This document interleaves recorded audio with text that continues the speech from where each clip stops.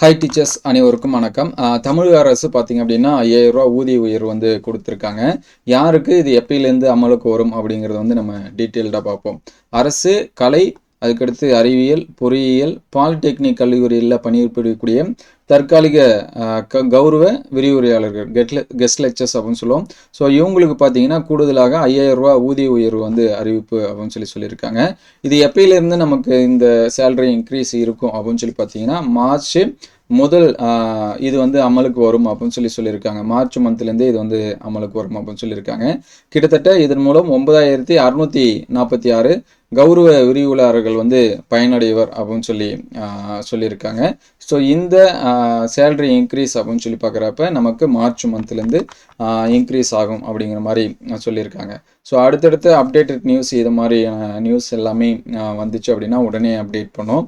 So அதுக்கு முன்னாடி நம்ம சேனலை சப்ஸ்கிரைப் பண்ணாமல் தான் சப்ஸ்கிரைப் பண்ணி வச்சுக்கோங்க. மறக்காமல் இந்த வீடியோக்கு ஒரு லைக் பண்ணிவிடுங்க. Thank you all.